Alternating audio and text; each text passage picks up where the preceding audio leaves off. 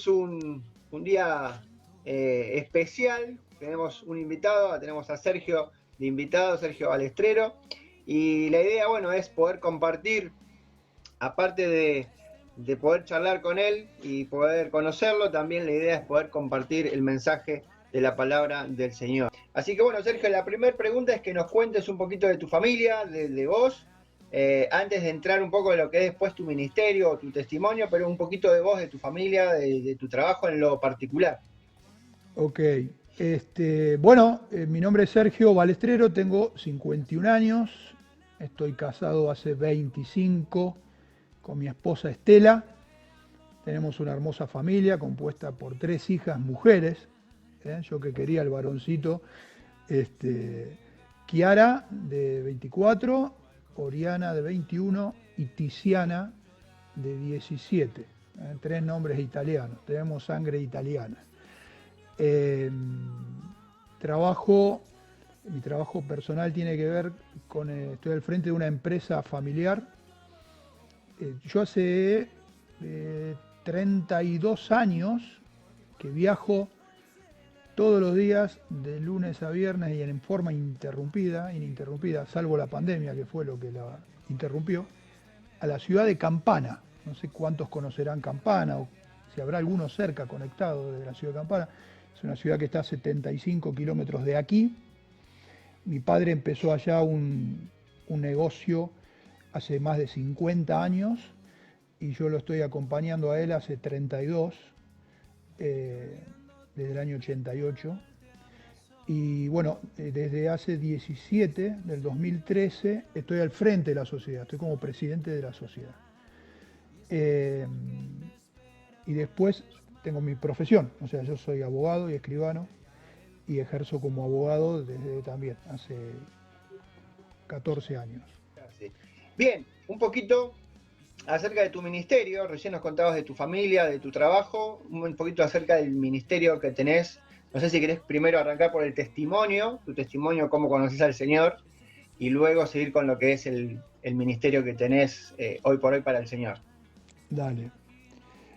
Como te dije, procedo de una familia eh, que mi padre estuvo prácticamente ausente en toda mi niñez en función de su trabajo, ¿no? Un trabajo muy distinto. Hoy llegar a Campana es un poquito menos de una hora, pero si te hablo hace 50 años atrás, la Panamericana era una única mano, iban y venían por la misma y a veces eran 2 horas y pico, y si había un accidente, y yo, podían ser 5 o 6 horas, porque se cortaba toda la ruta. Y yo casi transcurrí toda mi infancia prácticamente no viendo a mi padre, porque él trabajaba de domingo a domingo, por entonces, ¿no? Que eran sus inicios. Eh, pero eso nos posibilitó, aunque tuve su ausencia y muy marcada, posibilitó que bueno, él hubiera hecho un buen pasar económico con toda su empresa allá. Y bueno, puedo decir que vengo de una familia de clase media acomodada, eh, pero siempre con una fuertísima inquietud en mi corazón, siempre, desde mi niñez. Dos cuestiones. Primero, el temor ante la posibilidad de la muerte. Había algo que ya de chico me marcaba. Tal vez porque por esto, ¿no? Que mi viejo se iba y yo no sabía cuándo volvía y si iba a volver. A veces escuchábamos que había habido un accidente o me decían, mirá, se va a retrasar, andate a dormir porque hoy no lo vas a ver porque hubo un accidente. No habían celulares. Hay que entender aquel entonces como algo muy distinto a hoy, ¿no? Él se iba a las 5 de la mañana y venía a 10, 11 de la noche. Entonces, el temor a la muerte para mí siempre fue una situación complicada. Y bueno, en esta historia entra mi abuela, la mamá de mi mamá. Mi mamá conoció al Señor también de chiquita y después se alejó de los caminos del Señor y se casó con mi padre, que no era del Señor, ¿verdad? Entonces, bueno, mi mamá dejó de asistir, algo común, lamentablemente, muchas veces en muchas personas que desobedecen en ese sentido a esperar en el Señor, su pareja.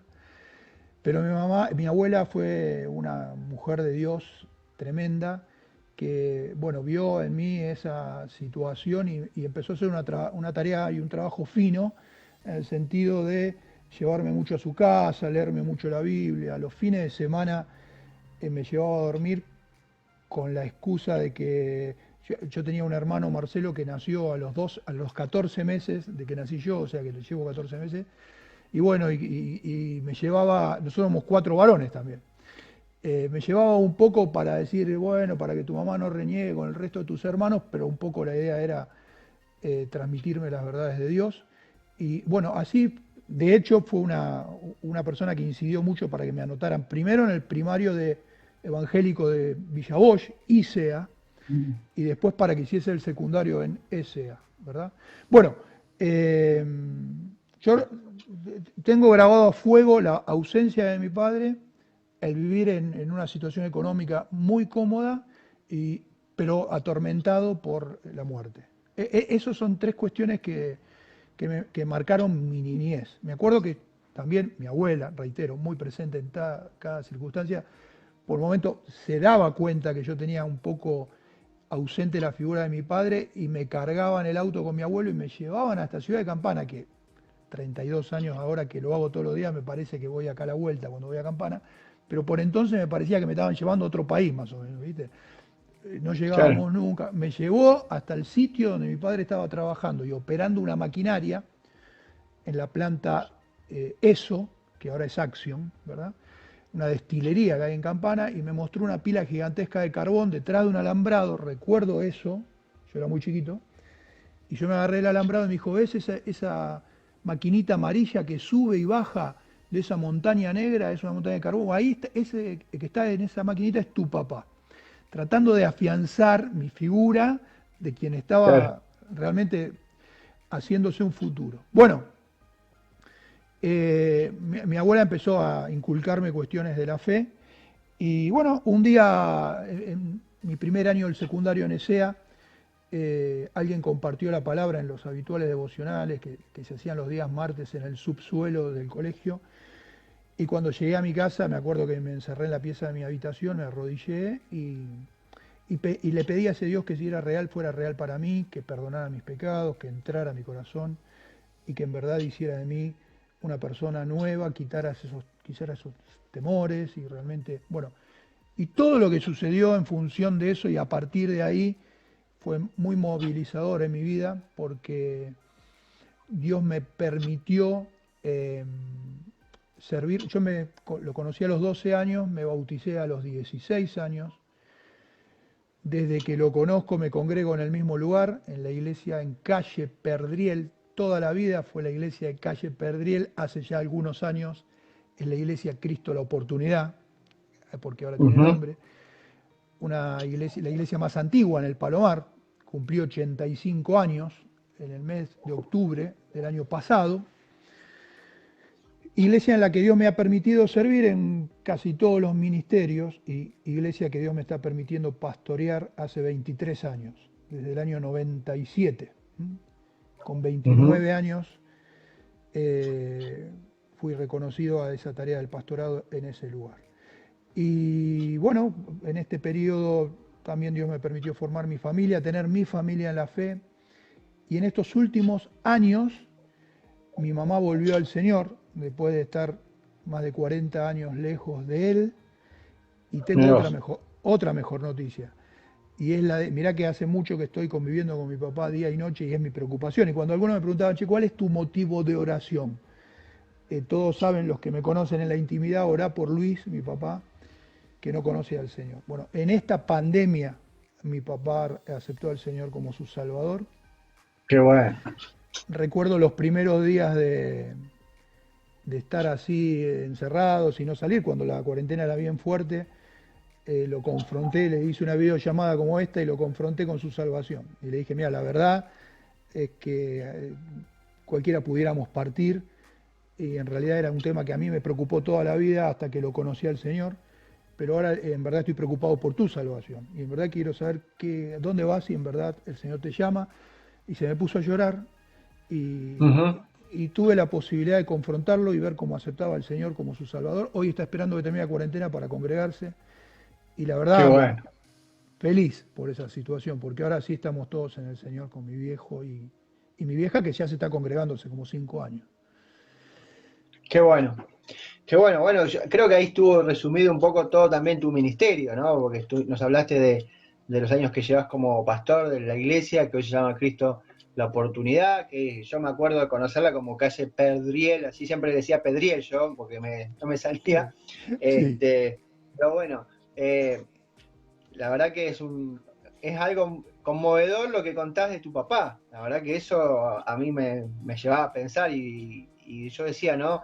A veces las cosas que uno ve que no le encuentra sentido y que vos contés que en esta pandemia el Señor permita que una persona como tu papá conozca al Señor, significa que no importa lo que pase en el mundo, la iglesia tiene que seguir activa porque hay tal personas que cual. pueden conocer al Señor cuando estamos encerrados adentro de nuestras casas o cuando hacemos una campaña evangelística a cielo abierto. Y el Señor no se vale de cosas externas para llevar el mensaje y por eso es que como iglesia creo que no nos tenemos que quedar callados. Así que bueno, gracias Sergio por compartirnos este testimonio que realmente al menos a mí me llevó a reflexionar y a pensar.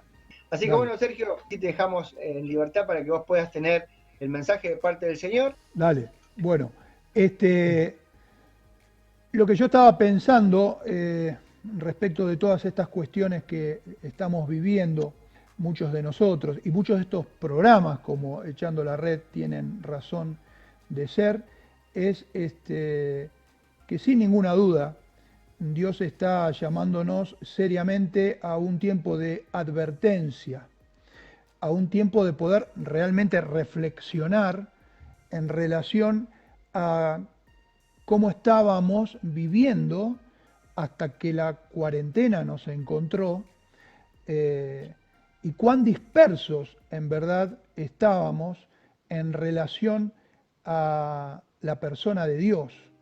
Porque pensar de que somos una mera criatura dentro del contexto de todo lo creado, al solo efecto de pasar circunstancialmente por esta vida, y como dice el Salmo, vida que pronto pasa y volamos, sería muy torpe de nuestra parte, ¿no? Pensar que Dios nos hizo como en exclusividad a su imagen y semejanza. Vos fíjate que a ningún otro de toda la creación, y mirá que Dios ha creado cosas mucho más excelsas, infinitamente grandes que el ser humano, sin embargo, al ser humano es al único que le dio la identidad de ser hecho a su imagen y semejanza, y entre otras cosas, y como título distintivo, que lo diferencia de lo demás creado, le dio la voluntad, ¿no? La posibilidad de elegir qué hacer respecto de su vida y de su relación con Él. La Biblia nos enseña allá por el Génesis, cuando relata justamente el comienzo de todas las cosas, que en el comienzo, cuando Dios hizo al hombre y a la mujer, allá por el Génesis capítulo 2, los hizo para vivir en una relación de dependencia con Él. ¿Sí? Y que algo abruptamente la interrumpió, y es lo que sucede en el capítulo 3, y es la llegada del pecado. A partir nada más que del capítulo 3 del Génesis hasta el final del Apocalipsis, Dios nos enseña su intencionalidad de volver a restablecer esa relación que el pecado vino a interrumpir. ¿Sí? Vos fijate que la soberbia del hombre, la búsqueda de la independización del hombre, fue lo que le terminó al hombre expulsando del Edén, ese lugar de privilegio en el cual Dios le había puesto. Y es la humildad y la misericordia de Jesús la que puede posibilitar que el Edén sea colocado en el corazón del hombre hoy. O sea, todo lo que Dios pensó para bendecir al hombre y que el pecado se lo robó, en la persona de Jesucristo está esa posibilidad de retome, de volver al principio. A eso vino Jesús, a mostrarnos el camino al plan del Padre, de Dios.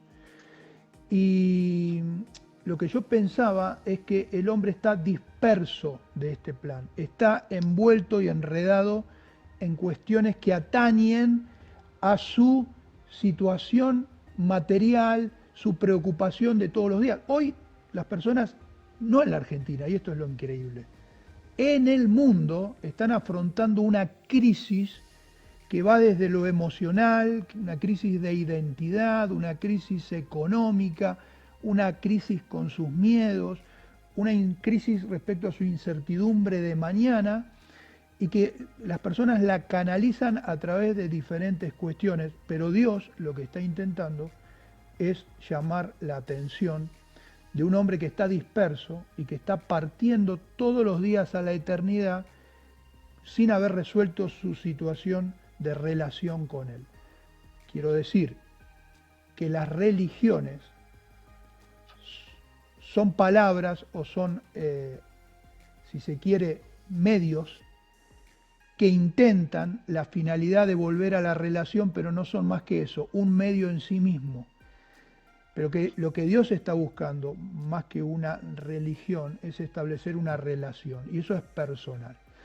Y yo hoy pensaba en 3 cuadros. Bueno, acá atrás mío hay cuadros, ¿no? Pues si yo te girara la cámara hay muchos cuadros más, y si hiciera un paneo por la casa hay muchos más. Me encantan. No sé pintar, Pues si no querés podés soy, mostrarnos la casa. sí, no soy un avesado entendido de las pinturas, pero me gustan. Que me gustan, me gustan. Y yo pensaba como en 3 cuadros, en 3 situaciones bíblicas que pueden dejarnos una enseñanza. Primer cuadro o primer escena es una situación que nos remite al pasado, ¿sí? Está en Mateo 27:32 y relata la escena justamente pasada de la crucifixión y de la muerte de Jesús. Y si nos centramos en esa escena y tratamos de ver ese cuadro, yo leo el versículo, dice el verso 35, para no leer todo, aunque la historia está entre el 32 y el 36, dice el 35 que cuando le hubieron crucificado, está hablando de este Jesús, de quien vino a mostrarnos y a restablecer una relación con el Padre, fíjate lo llamativo, repartieron entre sí sus vestidos echando suertes para que se cumpliese lo dicho por el profeta. ¿Qué había dicho el profeta muchos años antes? Partieron entre sí mis vestidos y sobre mi ropa echaron suerte. Pero fíjate cómo sigue el relato de Mateo. Y sentados, está hablando de los soldados, los que sentados le guardaban allí. Dice la Nueva Traducción Viviente, se sentaron alrededor e hicieron guardia mientras él estaba colgado. ¿Cuál es la primera escena? ¿Cuál es el primer cuadro? Un cuadro del pasado. Un cuadro en el que Jesús está de pie, con sus brazos abiertos, en una situación de crucifixión, algo que estaba establecido para los peores criminales o los peores malhechores, y mientras Jesús está en esa cruz pagando, dice la Biblia, por el pecado de todos nosotros, porque la Biblia dice que el castigo o la ira de Dios fue sobre él, la paga del pecado es la muerte, y Dios estableció que esa ira fuera descargada por sobre su Hijo. El cuadro es, a ver si lo imaginamos, Jesús está de pie, pero hay un grupo de personas abajo, que ¿cómo están? Dice sentados. Están sentados en una actitud de indiferencia. Están jugando, están tirando los dados, están cumpliendo la profecía, se están repartiendo los vestidos, mientras el dueño del mundo está allí delante de ellos colgado. Si nosotros vamos a otra escena o a otro cuadro contemplado en la Biblia, me gustaría ir al Apocalipsis, porque esa es una escena del futuro y no la podemos desconocer. Es un hecho escatológico. ¿Qué quiere decir? Es algo que va a pasar. Juan es alguien que tuvo una visión en la isla de Patmos, Dios lo lleva ahí, el Espíritu Santo lo lleva ahí, y le muestra lo que va a suceder, para que a nadie lo tome por sorpresa. Porque si algo Dios es claro y transparente con la humanidad. Siempre está diciendo, no, ahí en Deuteronomio 28 ustedes van a encontrar las consecuencias de obedecer y las maldiciones de desobedecer. Siempre está claro en la Biblia lo que va a pasar. Y está claro lo que va a suceder. Y es el cuadro del futuro. Es la escena de lo que viene. ¿Cuál es? Apocalipsis 20. ¿Qué dice ahí? Dice Juan. Voy a leer el verso 11. Y vi un gran trono blanco y al que estaba sentado en él, de delante del cual huyeron. ¿Quiénes huyeron? La tierra y el cielo. A ver si tomamos dimensión de este cuadro. Dice, yo vi un gran trono blanco y al que estaba sentado en él, pero de delante de él huyeron la tierra y el cielo, y ningún lugar se encontró para ellos. Y fíjate acá, y vi, ¿a quiénes vio también en ese cuadro? A los muertos, grandes y pequeños, de pie ante Dios, y los libros fueron abiertos. ¿Cuál es esta segunda escena? Bueno, si la primera es del pasado y nos señala a un Jesús de pie y a las personas sentadas en indiferencia ante el cuadro más significativo de la historia, Jesús pagando por los pecados de la humanidad, Dios nos dice que no nos quedemos con esa sola escena, que muchos la usan para mirar en Semana Santa y para movilizarse con la obra de Jesús, que miremos que en la pintura de Dios hay otro cuadro y es del futuro. Y en ese cuadro se invierte la cuestión. ¿Por qué? Porque el que está sentado es Jesús y los que están parados son todos los hombres y mujeres, grandes y pequeños. Porque dice la Biblia que va a haber un día en el cual va a haber un juicio. Y de esto es de lo que tenemos que hablar. Que la crisis más grande que hay no es ninguna de las mencionadas. Es partir a la eternidad sin tener resuelta nuestra condición. Porque dice que los libros fueron abiertos. Y si uno lee el contexto del Apocalipsis, está el libro de la vida. Y la Biblia dice que quien no esté anotado en ese libro no va a tener vida eterna. Entonces el cuadro de futuro es que el que estuvo de pie ahora está sentado para juzgar. Y no sea cosa que muchos de los que estuvieron en forma indiferente, sentados, irreverentemente, ante el dueño del mundo que está pagando por un pecado que no cometió, los encuentre mañana de pie, teniendo que dar cuentas respecto de sus vidas. Pero hay un tercer cuadro, y que es con el que termino, que es una tercer pintura, pero que habla del presente, y está buena, porque si tenemos la del pasado y tenemos la del futuro, ¿por qué no pensar en la escena del presente, que también está en Apocalipsis? Y relata un versículo con el cual yo entregué mi vida a Cristo. ¿Te acordás que te dije que mi abuela es la que me hablaba y me hablaba? Mi abuela me habló un día de esta manera, me dijo, Sergio, tocate el corazón y decime qué sentís. Entonces yo le digo, abuela, ¿qué voy a sentir? No siento nada. No, todos sentimos cuando nos tocamos, decime qué sentís. Entonces le digo, siento toc, toc, toc, es el ruido del corazón. Abuela me dice, no es el ruido del corazón, guarda, Yo tendría ahí 12 años. Me dice, es el ruido de la puerta que el Señor Jesús está golpeando del corazón. Y eso está acá en Apocalipsis 3:20. Es el cuadro del presente. Lo voy a leer. He aquí, habla Jesús, yo estoy, tiempo presente. Estoy a la puerta y llamo. Si alguno oye mi voz y abre la puerta, entraré a él y cenaré con él y él conmigo. Un pasaje que usamos muy habitualmente, ¿verdad? Pero me gusta lo que sigue para representar esta tercer pintura. Al que venciere, le daré que se siente conmigo en mi trono. Así como yo he vencido y me he sentado con mi Padre en su trono, El que tiene oído, oiga. ¿Qué quiero decirte para terminar? Que es increíble y tiene que ver con esto de que Dios puso en nosotros la voluntad de decidir. Y yo a veces pienso y digo, qué locura, el dueño del mundo a la puerta de mi corazón llamando a ver si yo le abro, ¿sí? Porque Dios no va a irrumpir en ninguna vida que no se lo permita. Dios, cuando ya por el principio nos dio el libre albedrío, puso el árbol de la vida y el árbol del bien y del mal, de alguna manera estaba diciéndonos: yo te propongo toda una vida de bendición, pero tenés esta otra opción. Algunos dicen, ¿para qué metió el árbol ahí? ¿Para qué le dio al hombre la chance de elegir? Es que si no hubiera sido así, todos nosotros seríamos robots, que solamente estaríamos diseñados para hacer lo que Dios nos dice.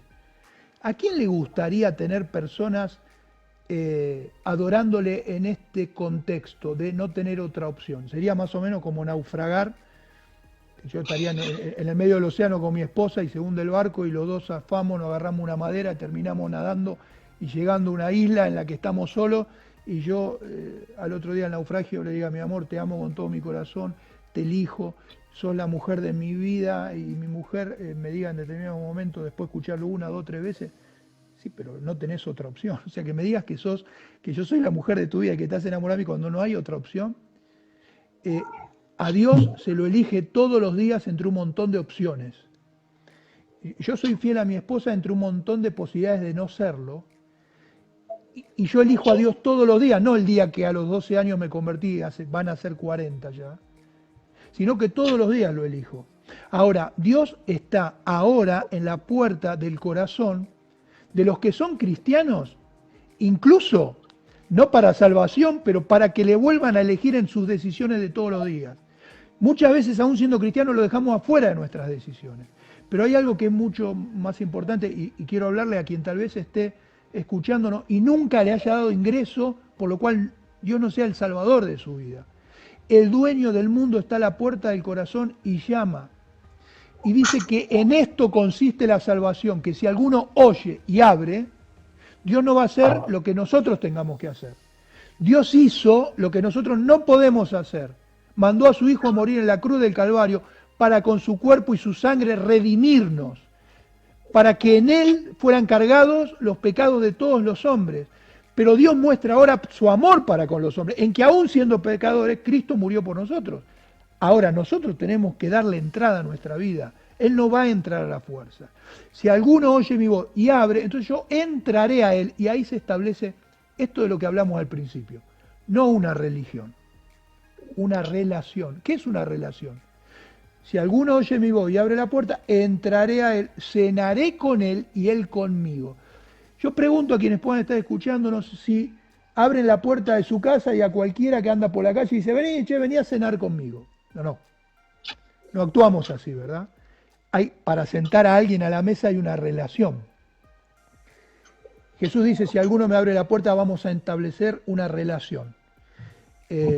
Voy a entrar a su vida para siempre. Pero, y acá el último cuadro. Le voy a dar a ese que me abre la puerta a que se siente en el trono conmigo. ¿Podemos discernir estos tres cuadros? Porque es el que me abre la puerta, es el que venció. Y el que venció al enemigo, definitivamente, le voy a dar que se siente en el trono conmigo como yo me senté en el trono de mi Padre, para que reine para siempre conmigo. Termino. Primera escena del pasado. El primer cuadro es Jesús de pie y los hombres sentados. Segunda escena del futuro, a no tener que dejar pasar esto de vista, porque va a suceder. Jesús está sentado, se invierte, y todos, grandes y pequeños, estarán de pie delante de Él, y los libros serán abiertos. Para que cuando en el futuro los libros sean abiertos, y Dios en el trono sentado y vos de pie ante Él tengas vida eterna, habrás tenido que solucionar el cuadro del presente. Abrir la puerta de tu corazón. Dice Jesús: voy a entrar a su vida para siempre. y en ese mismo momento Él se sentará en el trono conmigo. Dice la Biblia que todos los cristianos, en este mismo instante, claro, no lo podemos entender porque en nuestra mente finita estamos circunscriptos al tiempo. Y Dios, que es eterno, está fuera. Nosotros como que estamos dentro de una caja que es el tiempo, pero Dios está fuera. Dios ya nos está viendo reinando con Él, en este mismo momento en el que nosotros todavía estamos esperando la eternidad. Pero estaremos, dice la Biblia que estamos en este momento reinando con Él. Por lo cual, a lo que apuntamos con esto es que hoy, en la escena del presente, des entrada a Cristo en tu vida como el Salvador de tu vida. Pero si sos cristiano, todos los días le des la entrada como el Señor, el que dirija tus actos, para que haya esa comunión de todos los días estar sentado a la misma mesa y sobre todas las cosas poder reinar con Él. Eso es fabuloso. Qué lindo, qué bueno, Sergio. La verdad, esperamos y le pedimos al Señor que este mensaje entregado y las personas que lo han escuchado realmente puedan no dejar pasar esta oportunidad, saber de que hay un pasado, saber que hay un futuro y que lo que tenemos que hacer es resolverlo en este presente, ¿no? Es ahora la oportunidad. El Señor dice, Él manda ahora que los que todavía no le conocen puedan aprender y conocer a Cristo como su Salvador. Es mientras estamos en vida que tenemos esta oportunidad. Es volver ahora en amistad con Él. Te digo un último pasaje, dice Job 22:21. Se vuelve ahora en amistad con Él y tendrás paz y por ello te vendrá el bien. Toma ahora la ley de su boca, que es su palabra, y pon sus palabras en tu corazón, porque si te volvieres al Omnipotente, serás edificado. Alejarás de tu casa la aflicción y te deleitarás en el Omnipotente. Y termina, alzarás a Dios tu rostro, orarás a Él y Él te oirá, determinarás una cosa y esta te será posible y sobre tu camino resplandecerá la luz. ¿Cómo empieza? Vuelve ahora en amistad con Dios. Qué bueno y también lo que me gusta mucho cuando podemos predicar de una relación, porque hoy se está tergiversando tanto, la religión ha manchado tanto el nombre del Señor, que hoy cuando uno quiere mostrar el verdadero mensaje que Dios dejó para que prediquemos, es imposible que la gente no se maree y diga, no será lo mismo que aquello o que lo otro. Y acá no estamos predicando ninguna religión, no les estamos diciendo que se acerquen a ninguna denominación o iglesia, sino simplemente que puedan tener una relación personal con Cristo. El único que nos puede salvar, el único que nos puede dar la vida eterna es Cristo, y no ninguna denominación, ninguna iglesia, ningún pastor, no, solamente Cristo, y es a Cristo a quien predicamos, a Cristo resucitado, que venció la muerte, venció el pecado y nos da la esperanza de la vida eterna. Así que bueno, Sergio, gracias por tu mensaje, ha sido muy claro lo que el Señor puso en tu corazón. Vamos a terminar este momento orando al Señor.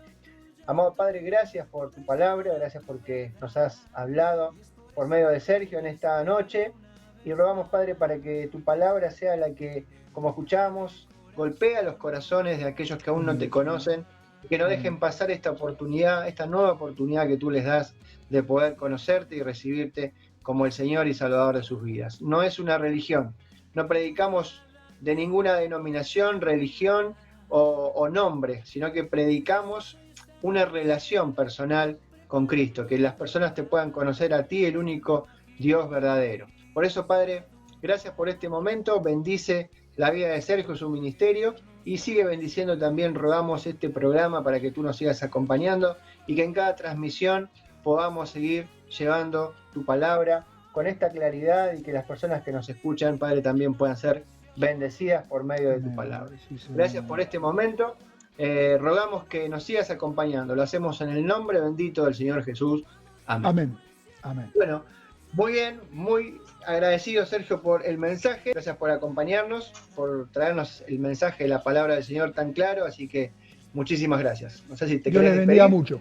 Un gustazo haber estado con ustedes y bueno, que sigan llevando esta cuarentena en la cercanía de Dios, fortaleciendo y robusteciendo esa relación personal con Él. De eso se trata este tiempo en el cual Él está llamando nuestra atención, para que dejemos de jugar y realmente nos centremos en lo que Él quiere hacer con nosotros. Dios les bendiga mucho.